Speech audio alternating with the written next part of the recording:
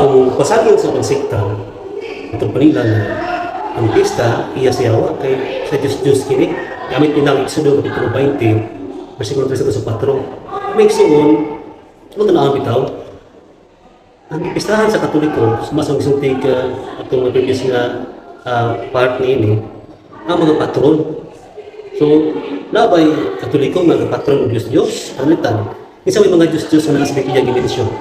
Kung tanawan ang unang hari si Katete sa gingon nito na si Diyos na si Astarot, na si Camus, o si Molo. Isa may Katoliko ka patron na.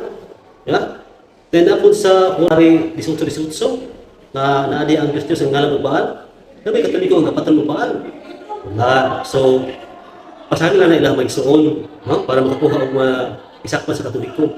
Ang pista iya kini sa Diyos. Ano man?